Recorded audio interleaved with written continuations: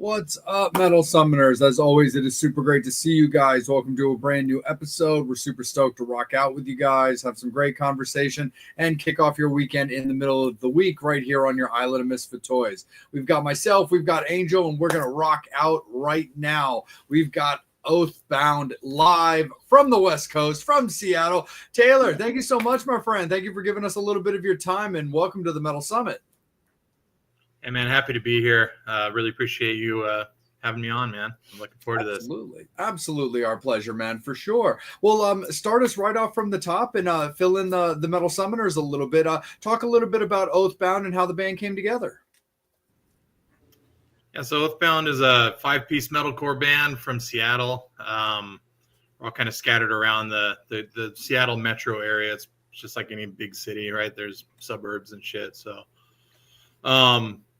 we got started about a year and a half ago, I guess, and kind of started with a Facebook post. I just, had some demos written and came to the realization that I can't sing for shit and that I needed to find somebody that could put lyrics to my songs. And so put myself out there on Facebook, and lo and behold, it didn't take very long, actually. Our now singer, Kalyan Lopez, responded to that message. And he said, yeah, man, I'm a vocalist. Let's do this. And I sent him my demos. And it kind of just took off from there. We worked on it for a little bit, just trying to get a feel for each other's writing styles. And it turned into something, pretty quick, actually. It kind of took both of us by surprise that it turned into anything. And then we're like, okay, we're a metal band, we got to find a drummer, obviously, because at that point, all the drums were just programmed. And much like what happened with Kalyan, I put out a Facebook post to one of the metal groups here in Seattle, and our now drummer, Rashab, reached out and sent us a couple of his YouTube cover videos, and we were just like, damn, this dude's pretty good. we should get him in here for an audition. And he plays a lot of the same music that we're into, like Era and Veil of Maya and that type of vibe. And he came in, and his drums never left my place after that, except for shows. So we clicked. He's got a great personality that jives with all of us, and he's just a good dude, great drummer.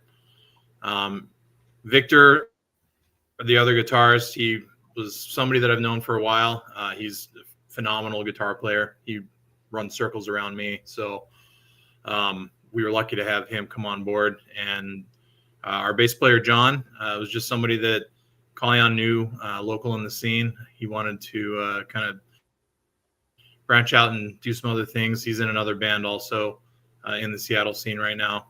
So we split time with John whenever he is available. But yeah, man. So that's kind of how we formed about a year and a half ago. And we got busy pretty quick writing and recording our first EP, Until It's Gone. And we just put that out in September. So, we've been pretty busy since we formed. That's awesome, man, for sure. I mean, first and foremost, of course, congratulations on that. And it's also super awesome, too, that you guys have been able to click on a level that allowed you guys to get out, fresh music for everybody so quickly. Yeah, we're pretty lucky in the fact that Kalyan, our vocalist, he's got his own home studio that he records other bands and stuff like that. And he does, as a day job, he runs sound at a lot of the local venues around here. And, his day job revolves around the music scene. So having access to that really helped with that whole process, kind of just knowing how to record metal instruments and drums and vocals and things like that gave us a leg up. We didn't have to spend a ton of money right off the bat, going into a studio, and it gave us more freedom to kind of try different things in the studio because we weren't sitting there just burning through money. So yeah, we've been lucky in a lot of respects, and that's just one of them. That's awesome, man, for sure. And you would talk to right at the beginning about like, looking for a vocalist to work with the music that you've written and where kind of your vision is on that, and as well as recruiting your drummer and then the other cogs of the machine kind of coming in through the members of your bands and their various contacts.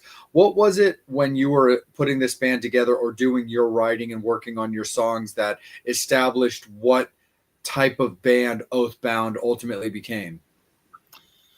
I mean, I think to some extent we're still trying to figure out exactly what our sound is. I think with the songs that we're recording right now, I think that we're just about there. But I mean, I've always been into heavy music my entire life. I'm a music fan in general, but I like a lot of different stuff. But metal has always been number one for me. I remember seeing Killswitch Engage back in the day, and just being blown away by not only their music but their performance. The ability to play that type of music on that level with that type of precision was something that inspired me to want to do that.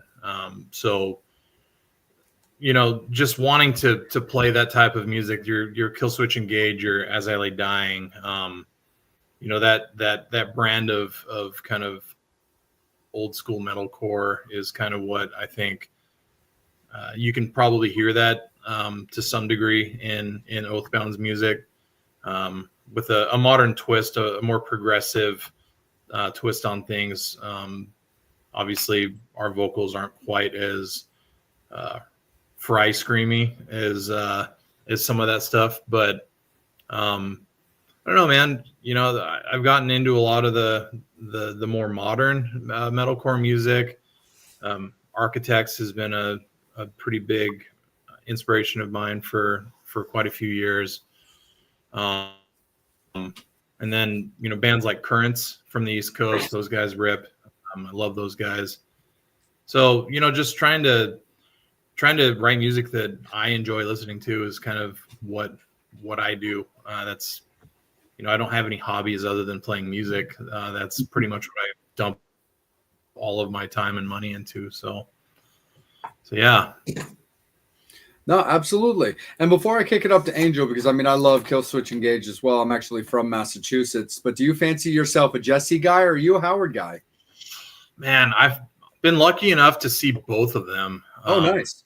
I'm aging myself a little bit probably by doing that, but man, it's hard to say because like Jesse's like emotion is unmatched. His just the way that he writes his lyrics, they're poetry basically. That's hard. They both have their place in my heart, man. I can't choose a side there. They started with Jesse, they got really huge with Howard, and and Jesse's picked up and he's carried the torch. Yeah.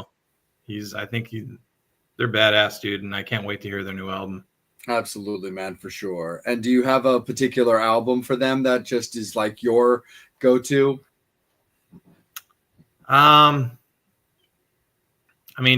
Dies. it's a Howard album, but yeah, and that's not particularly is the album that you go to gonna decide whether you're a Howard guy or a Jesse guy? I was just like, is there a particular album just and this one happens to be a Howard album, of course, that I was just kind of curious if there was a particular album for you. But yeah, it's right up there as possibly the gold standard record. It's got to be, man. There's a handful of metalcore albums, and that's got to be in the top 3 for like genre defining metalcore. Yeah, absolutely, man. 100%. Angel, my good sir, let's kick it up to you for a little bit, man. How are you doing this evening?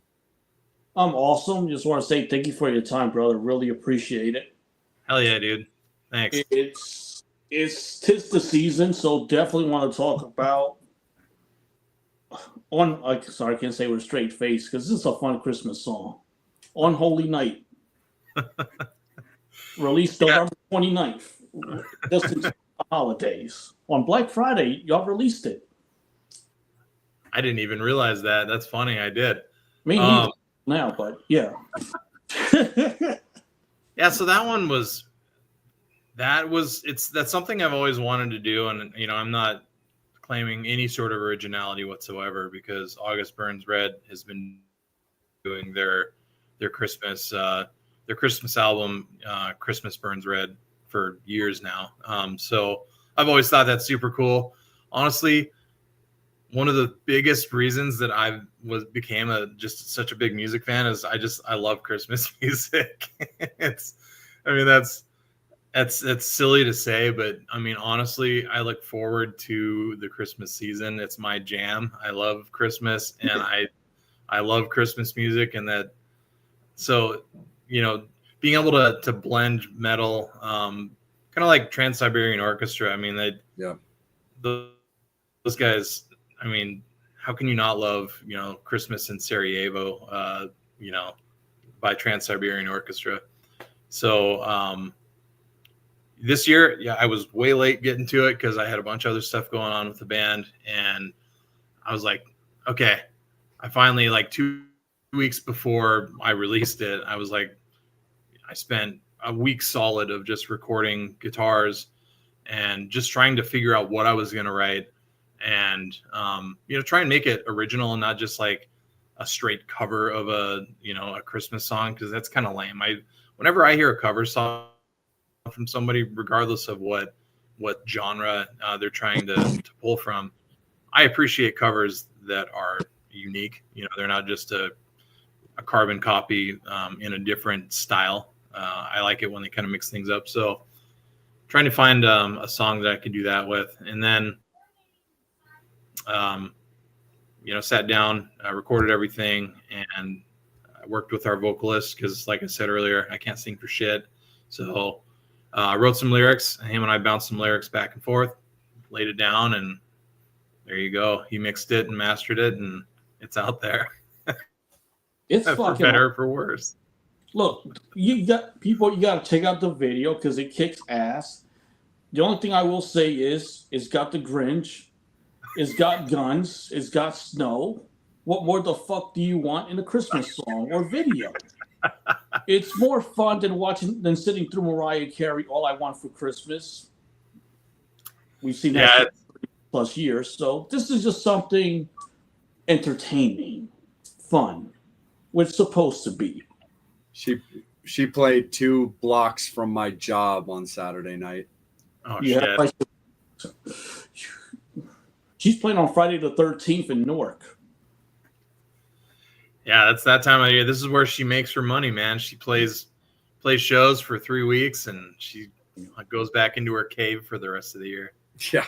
You know what I don't get? I was at a line at Walmart, bored, and I started playing AC/DC Mistress for Christmas, and I got some dirty looks from people. I'm like, what the fuck did I do?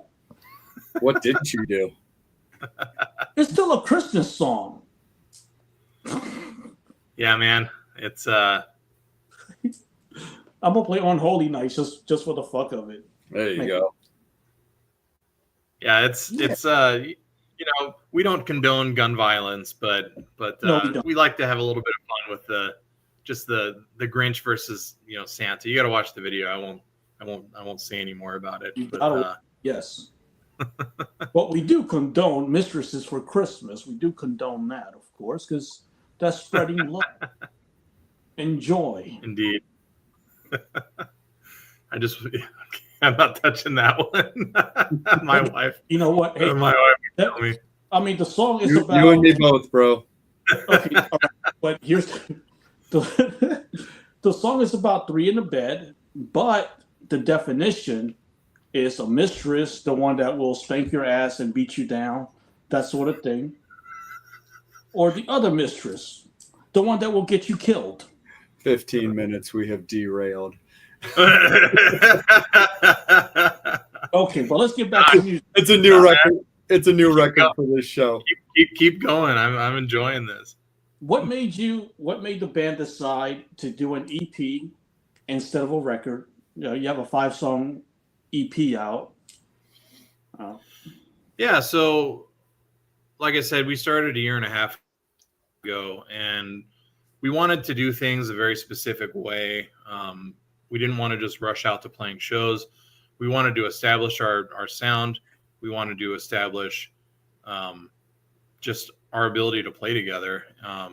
So it was important for us that we actually have something to promote, when we started playing shows, because there's really no point in playing shows if there's nothing for people to listen to outside of, and there's no way to promote your shows if you don't have music out there to share with people and kind of show them what you're all about. So we were very deliberate in not playing any shows up until we started releasing singles from the EP. And part of the reason why we released the EP was we just needed to draw a line in the sand somewhere, because we had a ton of other songs, like way more than went on the EP, that are now going to go onto the full length album. But we were all kind of itching to play shows, around this time last year, and we're just like, all right, let's get this recorded. Let's put everything else, on the shelf until we're ready to start working on those songs for the album, and let's get this EP out. And we put our first single out, I think, on May 3rd, I want to say, last spring. And like I said, then the EP came out September 13th, on Friday the 13th, which was deliberate, of course. There were a bunch of albums that came out on Friday the 13th. Yeah. So yeah, that was kind of the motivation behind getting the EP out, was just like, let's plant our flag, let's show people who we are, and let's play a bunch of shows, and let's promote the EP, see how it goes, and then let's go back after that cycle. Let's record the full length and kind of show how Oathbound has kind of evolved, I guess, have refined themselves, and that's kind of what we're in the middle of doing right now. So I definitely want to talk about, of course, we're here to promote the EP, so definitely want to talk about the 5 songs that are on it. Let's talk about Unexpected Return, how that song came about. Yeah, that song. So the lyrics for that song are a personal experience for our vocalist. I mean, I think pretty much all of the lyrics that our vocalist writes are a personal story of his. He's pretty deliberate about making sure that he can relate to the lyrics that he's singing, just so he can connect with them emotionally. But that song is about basically, and I hope that he doesn't mind me saying this, we've talked about it on other interviews before, so I think he's okay, but it's about his ex basically cleaning out their apartment and like just being gone, and not hearing anything from her for like 6 months, and then her showing back up drunk on his doorstep and like looking to basically like hook up after months of not hearing from her, and that's hence the Unexpected Return title of the song. Like, whoa, what the fuck are you doing here? But like musically for that song, I wanted a song that had kind of a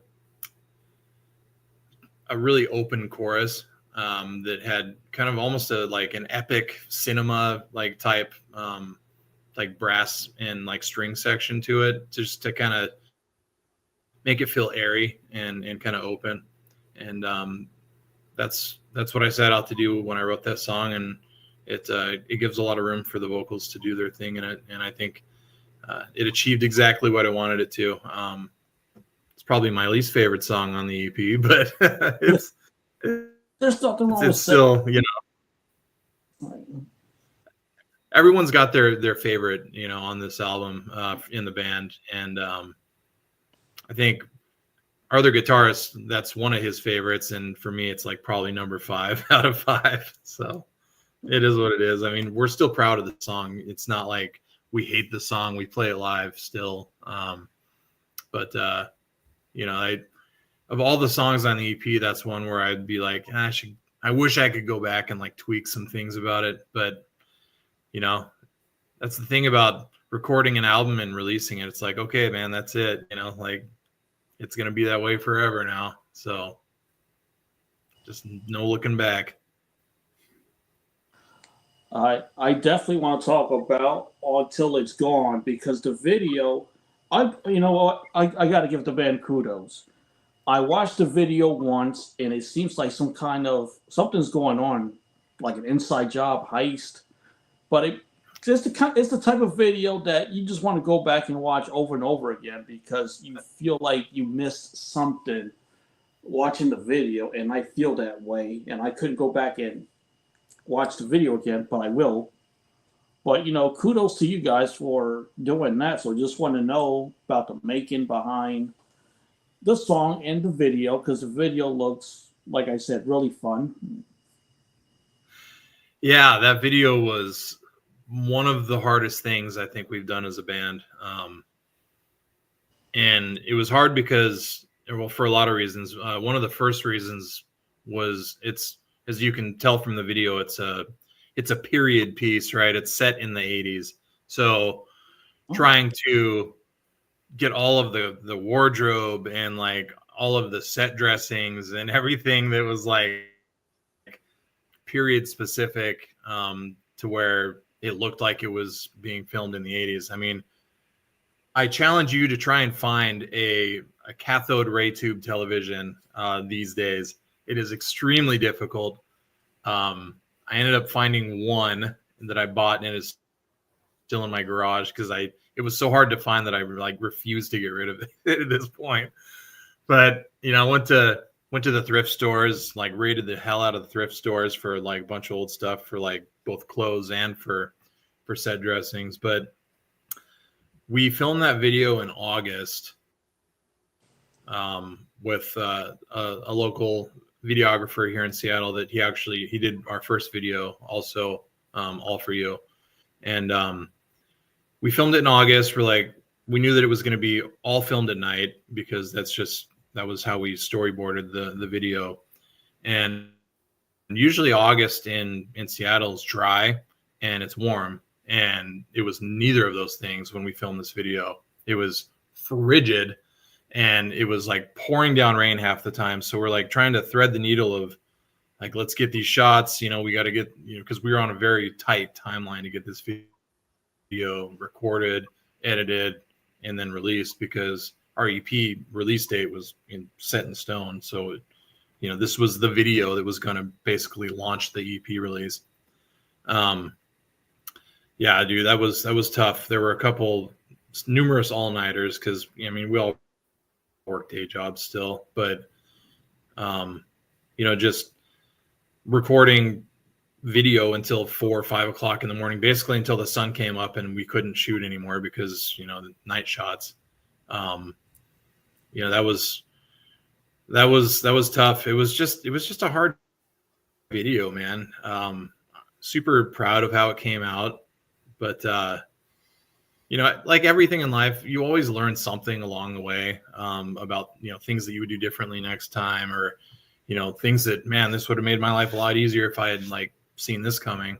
So it's happened on every video that we've done, just being able to kind of learn from what went wrong and what went well, and just kind of taking that with you. But it's a cool video, man. It's definitely kind of like you said, you got to watch it once or twice to kind of pick up on what's actually going on in the video. I kind of picked up on that it was an 80s type of video, and I picked up on something the first 5 seconds. The small black radio. That gave it away right then and there. So who was that? Did anybody have it, or did you have to buy it at a thrift store? Dude, everything in that video was bought from a thrift store. And most of it is still sitting in my garage in boxes because I've just been too busy to go offload it. And I'm kind of a hoarder when it comes to shit. I don't know, man. There's something comforting about like having that 80s stuff, man. Like the 80s was such a great decade, you know. It's like it's kind of cool to have all that Man, shit. I lived it. I miss it. Yeah. Yeah, that the video, the lyrics about that song. I mean, the lyrics for that song are about basically having a friend that was a good friend that passes away. It's actually based on a true story from our bass player. He had a good friend in high school that passed away, but he didn't find out about it for like a year later. They drifted apart a little bit after high school, and he was like scrolling away on Facebook one day and saw a post from the dude's mom saying like, oh, 1 year ago today, so-and-so passed away. And John was like, holy shit, what? Like he didn't even know he was gone. So just kind of reflecting on how we take people in our lives for granted and like how quickly things can change and stuff like that. So it's a pretty heavy topic. But anyway, that's what this song is about.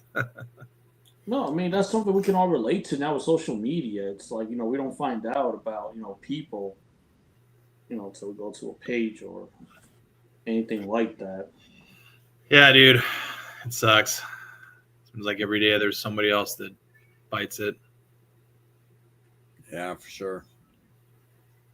But so the band is going into 2025. You guys are working on a full-length album. What, I guess, is there a timeline when the record's going to come out, or just whenever you guys feel, hey, the record's done? Depends on who you ask in the band, for sure.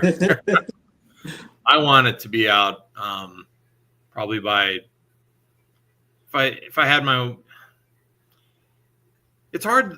Okay, so there's a couple things. The way that music is released these days, it seems to be a lot different than it was 10, 15 years ago, where bands kind of trickle out singles every 8 weeks or something like that. So it gives you, in a lot of ways, it gives us more time to record the album because we can get 2 or 3 singles like finished and then just start releasing them every 8 weeks to promote the album. So I mean, theoretically, we could have half the album not recorded when we start releasing singles, just because the release schedule has become what it has, just as an industry standard, at least for metal anyway. I don't really pay attention to what the other genres are doing for their releases. But my goal would be to get the first single out by probably, I'd say, April.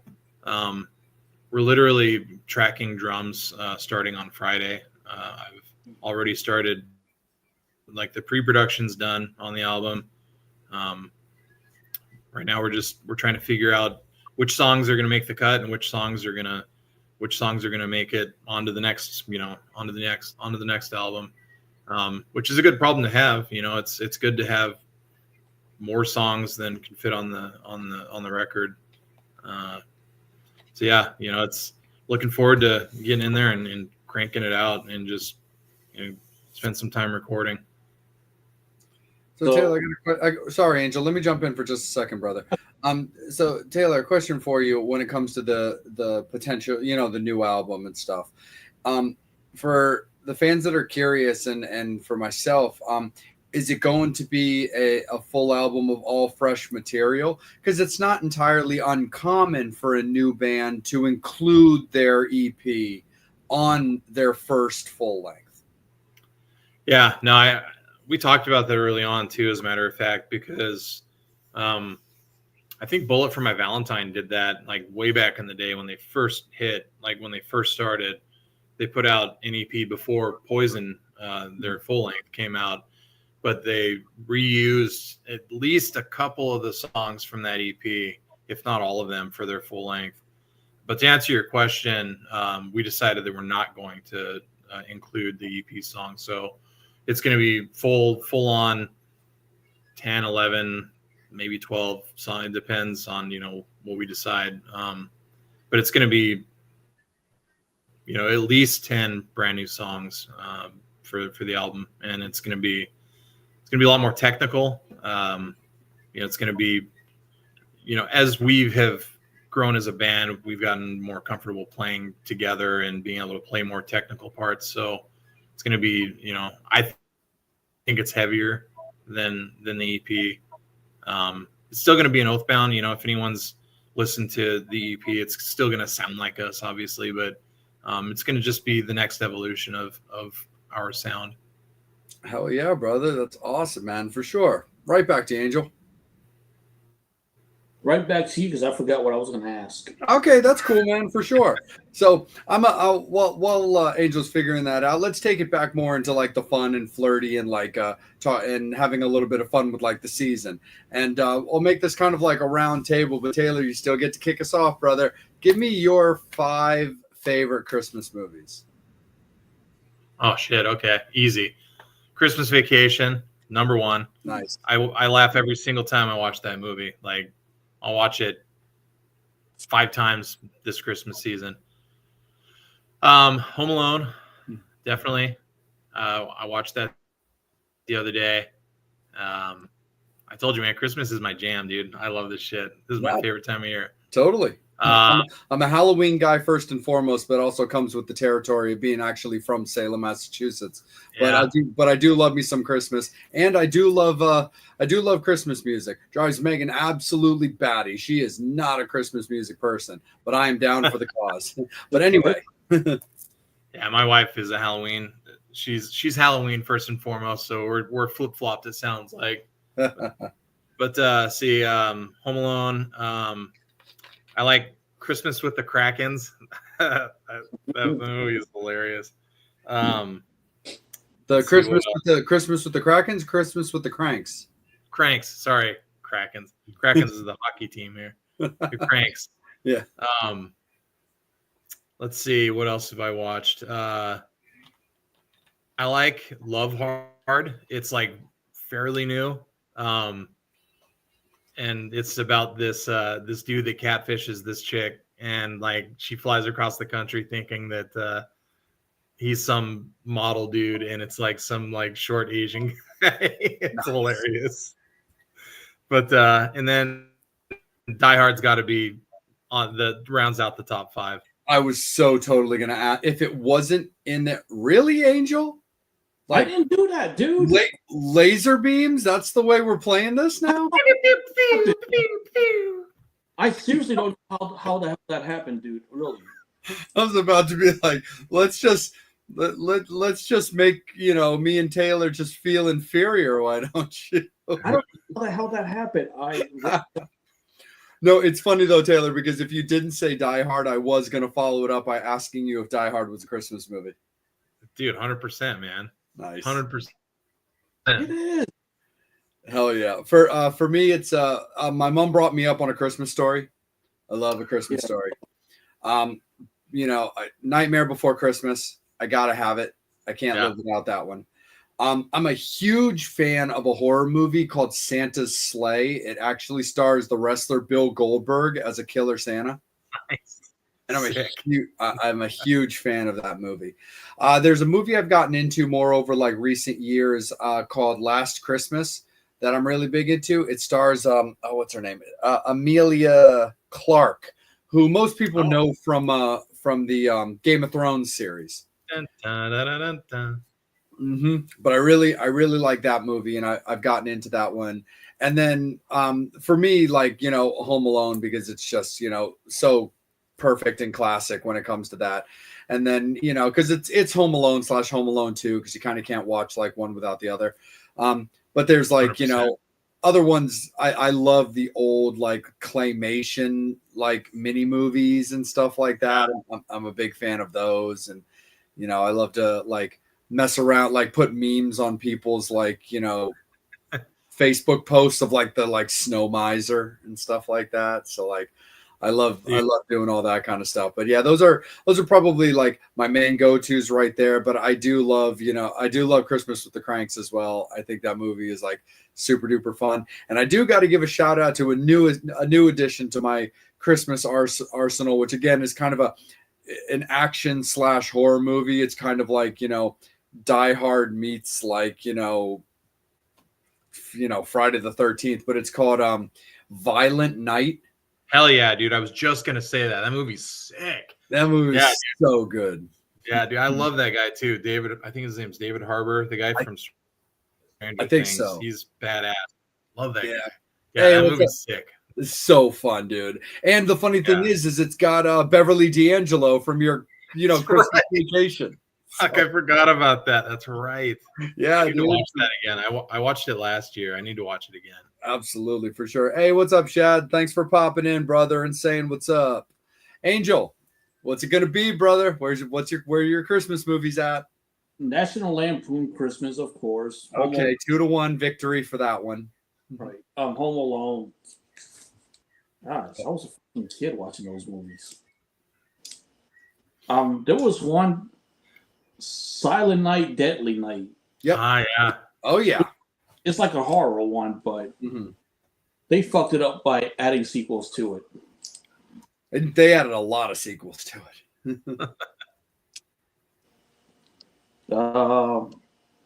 Yeah, Die Hard, of course. It's Trading Places.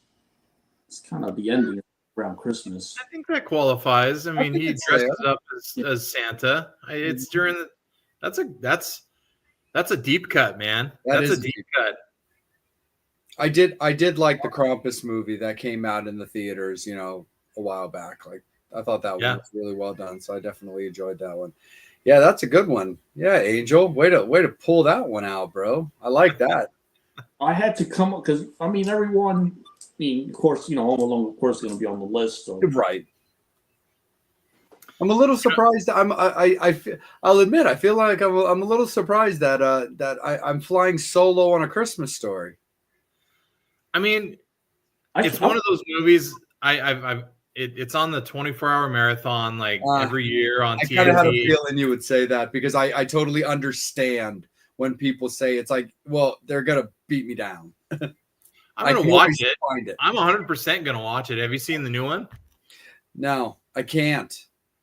It's got the kid from it though, all grown up. It's the same dude, Peter Billingsley. Yeah, I know, but I sweat that movie though. But if you've seen it and if it's got some quality to it, I'm willing. But when there's a nostalgia factor, right? No, I definitely get you on that one because like when it popped up.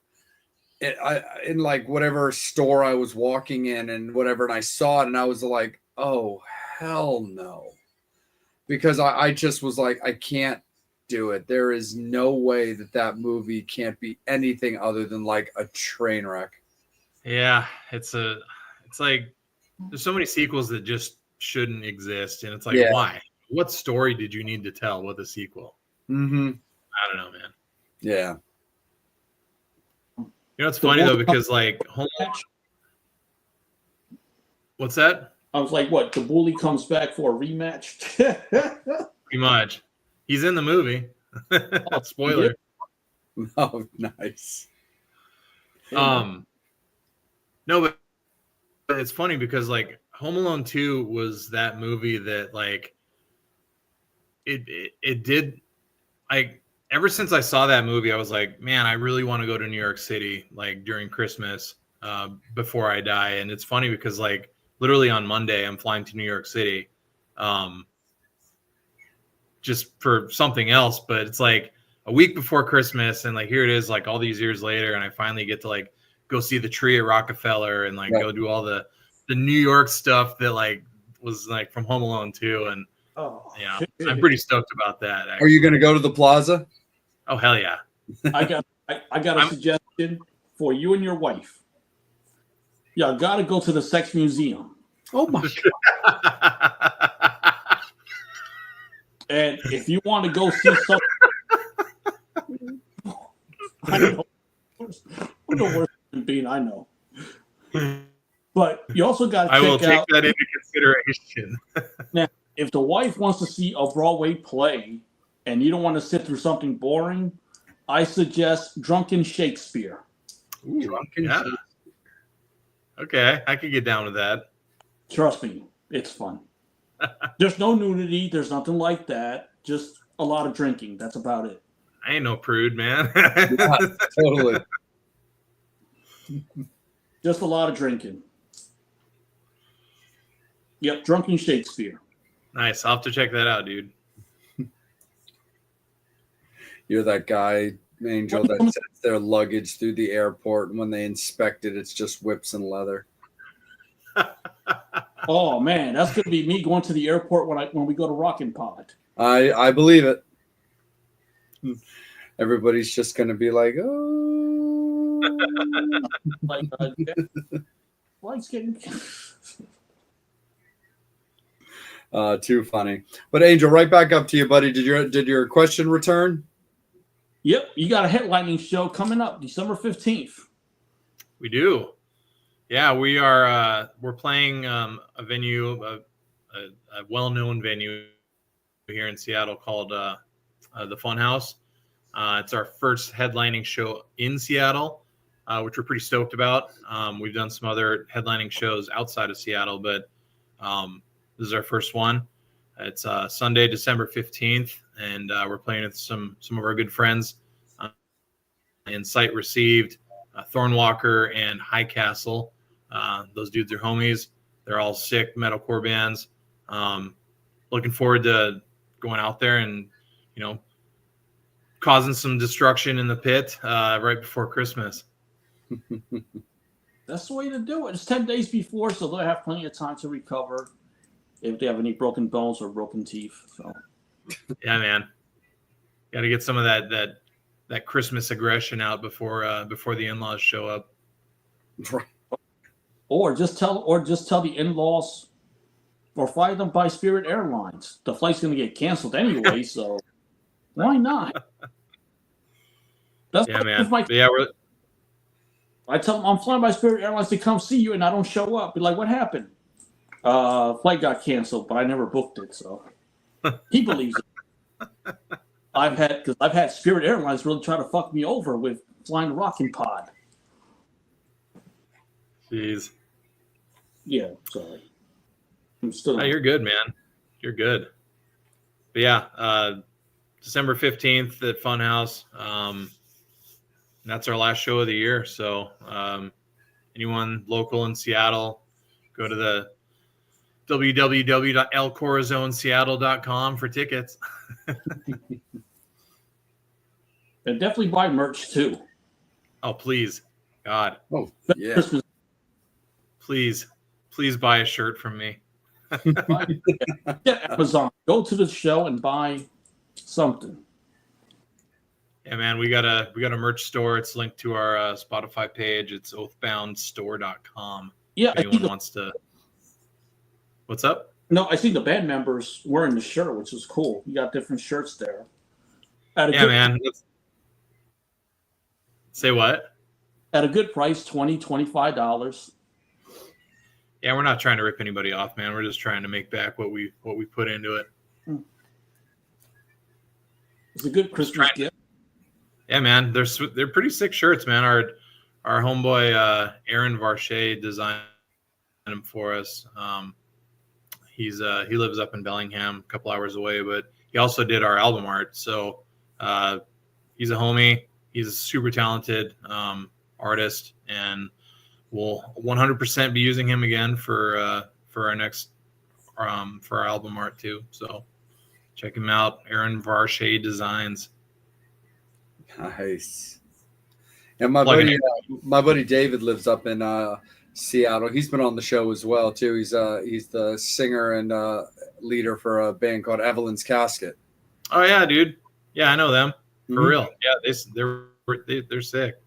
Yeah, That's awesome. Small world, dude. That's crazy. yeah, for sure. That's awesome. But Yeah. totally, man. When you look at the way that 2024 shaped up with like the release of the EP, the overall main year since the formation of the band, moving into 2025, with you putting this focus into a full-length record, how are you kind of shaping it up? Are you looking to kind of split between playing live shows, concentrating on the record, or concentrating on the record and kind of like splicing in some shows? Yeah, that's definitely something that we talked a lot about as a band, because it's one of the main reasons that we decided to have the album mixed and mastered outside of us, because our singer mixed the EP. Kalyan did a great job, but it takes a lot of time. And if we're trying to edit tracks and mix songs and all this other stuff, it's like the album will never come out if we're playing shows. So we're gonna be taking that off of his plate for the album, and we're gonna have it mixed and mastered outside of the band, so that we can keep playing shows, because we still gotta. It's such an ADHD society that if you're not staying relevant, if you're not like releasing music and playing shows, like people are gonna forget about you pretty quick. Yeah. At least bands at our level are 100%. It's like, so in order to try and stay relevant, we got to go out there and grind. We got to do both, and that's what we're doing. Like I said, we're recording drums on Friday and Saturday, and we got a show on Sunday. So it's and then we'll take a break for the holidays, and then right back at it. We've got 3 shows second week of January. I think it's Friday, Saturday, Sunday.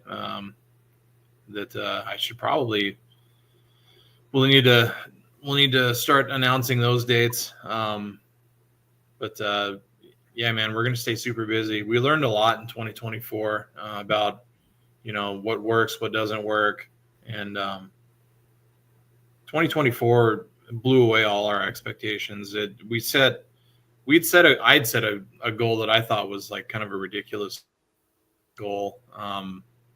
When we were recording the EP, I was like, man, it'd be cool if we get like 75,000 streams from this EP. And I mean, we went over 150,000 yesterday, and that's just on Spotify. That doesn't include like Apple and Amazon and YouTube and like all the other stuff. So the fact that we were able to do that since September, and I'm not just tooting my own horn because I fucking hate bragging. I like saying like what our streaming numbers are, because I mean, for one, who gives a shit? And two, it's just weird. I don't know. I just feel like I'm jerking myself off here, like talking about our streaming numbers, but it's blown me away, like how well, people have received it. And it's, in a way, it's like, it's awesome, but now I'm like super nervous about the album, man. It's like, okay, we got to go out there and like, we got to do better than that now. And, I'm hoping that I think the songs are a lot better personally than the EP.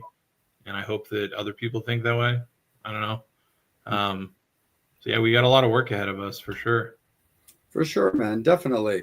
As like a principal songwriter, though, how do you look at the contribution of the other members of the band? Or is it pretty much an open forum when it comes to people putting in ideas? Or do you have a basic kind of like, plan that you like to stick to, like, dominantly?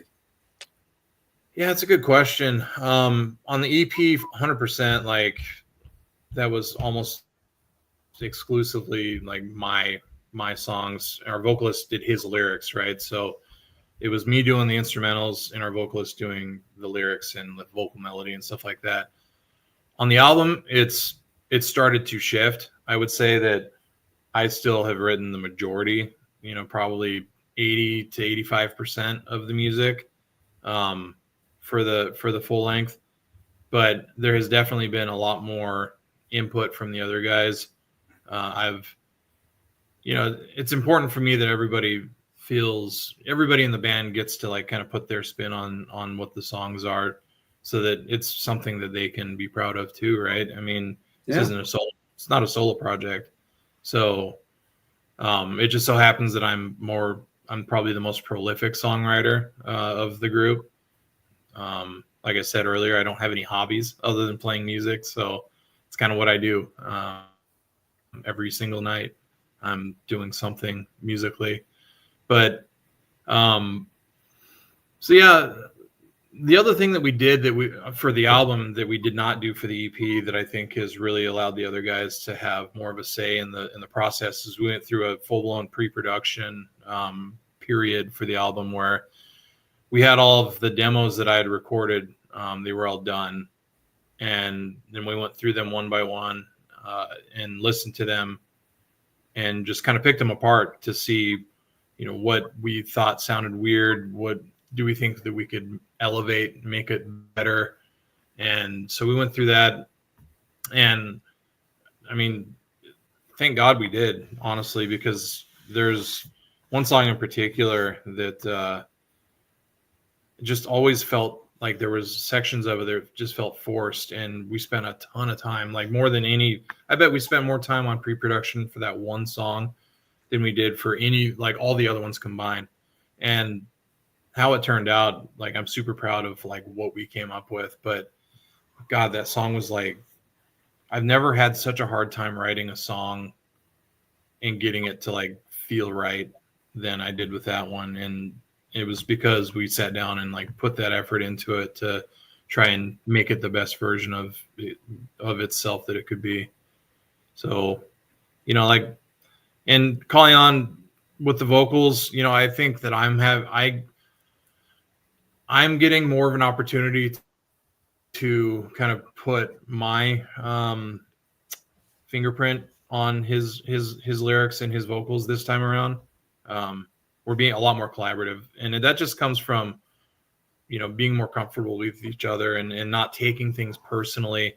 When we're like, nah, let's try it, you know, let's try it this way. You know, music is a super personal thing for most people, you know, when you're writing music, and if you can easily take something as criticism when it's not intended to be that way. And now that we've known each other for a while and have been, you know, been on the road together and writing together and all this experiences together, we know that like when we're saying that we should try something differently on a song, it's coming from a place of like love and not like a place of criticism or ego or anything like that. So, you know, that's been a super awesome step forward because, you know, it can get uncomfortable if during a creative session when people are butting heads. And I'm glad that we've gotten past that as a band, and as, you know, him and I as songwriters, just being able to work really well together. Absolutely, man. 100%. Angel, let's kick it back up to you, my friend. But also on that note, Metal Summoners, we love you guys. We appreciate you guys. This is going to be the best time for last call. It's going to be last call for alcohol, guys. Anything that you want to ask Taylor about the band, anything that you want to ask him about him, anything you want to ask him about Christmas, this is the time to get it in there. And, you know, as always, we really appreciate you guys. We just want to extend the courtesy to Taylor. It is the holiday season as well as family time, to not eat up too much of his evening. But we are going to rock out with them for a little bit longer, but it is going to be that final call. It is last call for alcohol and fan questions and comments. So pump them in, guys. If you have anything that you're curious about, we will always make sure that we see them and get them answered for you. Go ahead, Angel. All right, I have two questions. What's the music scene like in Seattle? Well, it's not grunge anymore. It's the metal scene is pretty strong, I would say. There's there's a couple, like dozen, like there's tiers of bands, right? Like like any scene where you've got a couple that are like super well-known bands that play, you know, 3 or 4 times a year, and they don't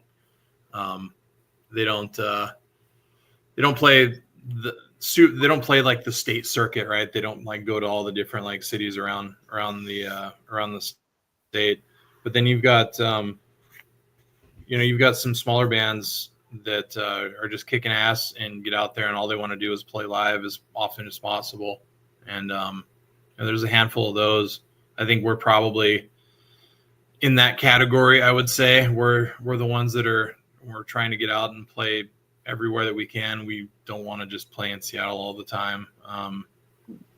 But the metal scene, I'd say deathcore is probably like as far as like all the different metal genres go, I think deathcore is probably the most popular in the Seattle as far as the metal genres specifically go. For some reason, deathcore is just taking a hold here, and there's some really good deathcore bands in the area. If you're into that type of metal, but yeah, it's we were lucky enough to not be a band during COVID, so I can't really speak for how the scene was before COVID, just because I wasn't involved in it at that point. But now there's metal shows every weekend pretty much for the most part, and there's some really awesome venues too. So we appreciate all the support that we're getting out here for sure. And who came up with the name of the EP? I believe that was from that. I want to say that our bassist came up with that song, that name. Because John and Kalyan, our bass player and vocalist, they're the ones that wrote the lyrics primarily for that song. And I want to say that John's the one that came up with that one. And we're just like, that's. I'm always a fan of like having a title track, right? Like having an album and then there being a title track to that album. I don't know why. It's just like one of my weird like things that excite me, I guess. But anyway, I was pretty adamant that like the album needed to be named after one of the songs on the album, and that's the one that they got picked. For anyone that's wondering, my favorite song is Anxiety.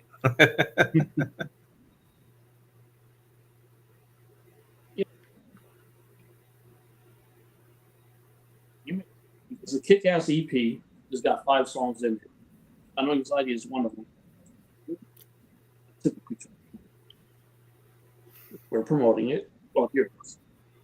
So you have Unexpected Return, All For You, Until It's Gone, which I love the video. I gotta check it out again. Anxiety and Reflections. So those are the 5 songs that make up the EP Until It's Gone. So get it, buy it, play it loud, so your neighbors can ask, "Who's that?" I appreciate all the support that everyone's given us. It's like I said earlier, it's just been unexpected and extremely humbling to have the reception that we've gotten and that people actually dig the music. It's like I said, music is very personal, and I put a lot into the music, and it would kind of suck if people didn't like it. But check it out, man. It's we're on all the socials, Instagram, obviously, Facebook, for anyone that's still on Facebook. We've got a YouTube channel where we post all kinds of stupid shit. TikTok, Spotify, we're on Spotify, obviously. EP is called Until It's Gone, and it's been out since September. And if you're into metalcore, if you're into like bands like We Came as Romans and I Prevail, then we're probably a good fit for you. Nice. How did you get involved with Pavement? It's I can't even remember how. I reached out to him just because I'm a hustler, man. Like I'll reach out to anybody, and just I bet 90% of the emails that I send, like I don't even get a reply, and that's fine. I don't expect a reply 90% of the time. But I reached out to those guys, and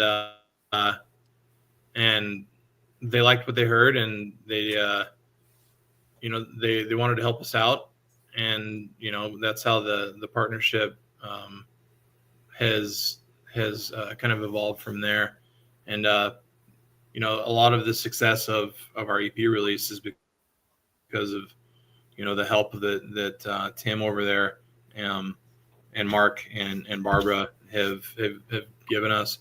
We've gotten a lot of really cool opportunities that we wouldn't have, you know, that wouldn't have been available to us otherwise. And you know, they're good dudes over there. So, you know, check them out. They've got a bunch of bands that are on tour right now, actually. So, coming soon to a city near you, one of the Pavement artists. Absolutely, man. 100%. Right back up to you, Angel. I'm going to go to a fan question, and then I have a quick comment. Yeah, man. This is from Brian. Boy, I really need to get my eyes checked on. How do you you can't. How do I think Northwest metal is different from other regions?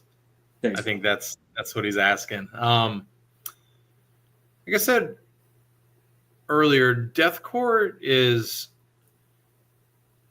probably the biggest genre up here. So I feel like Seattle's like, or not Seattle, like California. Obviously, they've got Suicide Silence and bands like that are, you know, founders of deathcore. But I feel like they're more known for like their metalcore scene.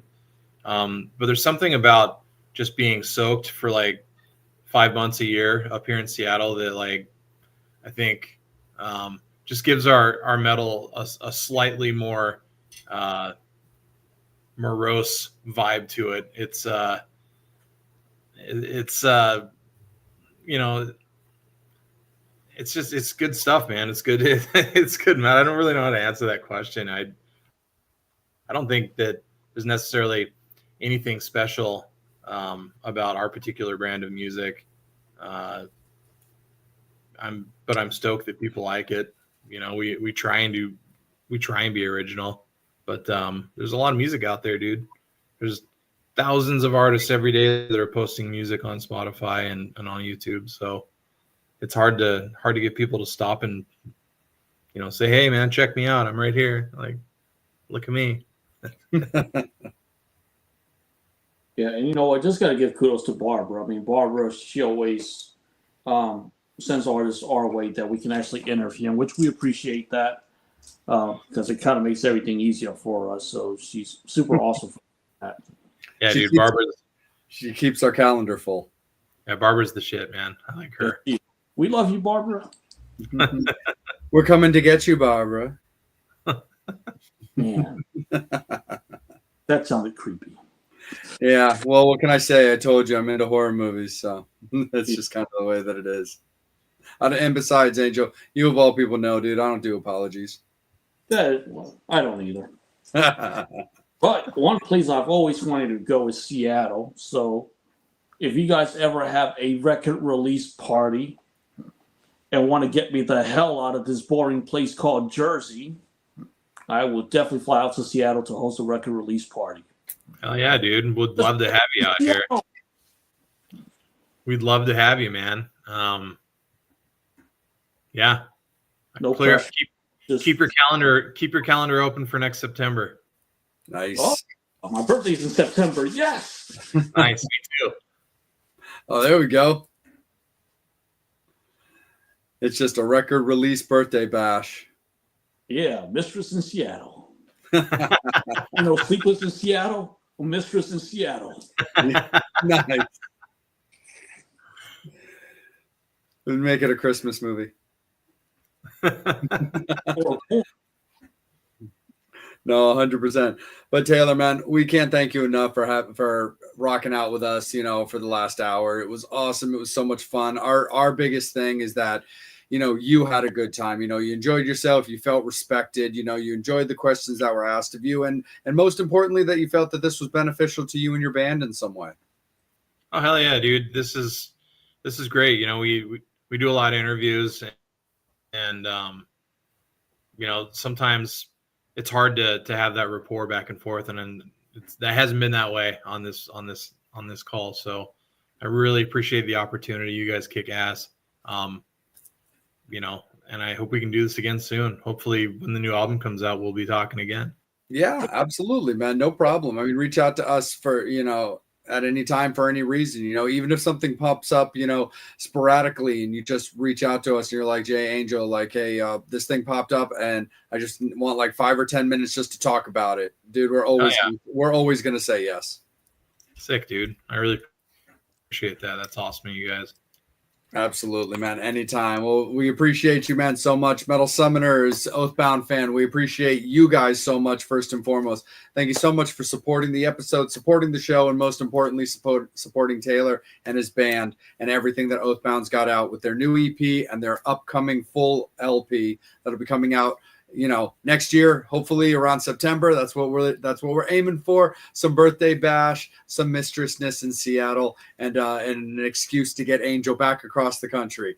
So we appreciate you guys, doing everything that you can, whether it's merch, supporting shows, going out to shows and all that stuff to allow that to happen for the guys. We really appreciate you guys for that. Make sure that you're following Oathbound on all of their socials. You heard Taylor rip them off. They're on all of the platforms. Make sure that you guys are checking them out, liking, sharing, following, subscribing, all that fun stuff. You can follow the Metal Summit at the Metal Summit on Facebook as well as on, YouTube. Those are the main ones that you want to focus on, because that's where you're watching Taylor right now talk about everything going on in the Oathbound world. But also make sure that you guys are following us on Instagram as well. That's where our initial guest announcements are always released at. You can follow Angel Alamo on Instagram at AngelAlamo78. You can also find him on Facebook. You can find me at Salem.Vampire on Instagram. I can be found on Facebook as well. And we've also got our beloved Psycho Steve, who works behind the curtains, but you can find him at The Real Psycho Steve on Instagram, as well as PsychoStevePresents.com. So make sure that you're supporting Steve and everything that he does. Again, a shout out to Barbara and Pavement. Thank you guys so much, as always, for rocking out with us and hooking us up with Taylor. We had a really, really great time. Shout out to the Mad Chad of the Mad Chad channel on YouTube. He's the one who put together that bitchin' intro of ours, so we really appreciate him for that. But we will see you guys next week. We'll do a guest announcement over the weekend, and next week we'll have a brand new episode of the Metal Summit for you. But you guys take care. Have a great weekend. Be good to each other. And again, make sure that you're supporting Oathbound and everything that they're doing. We'll see you guys in a little bit. Take care. As always, you've been watching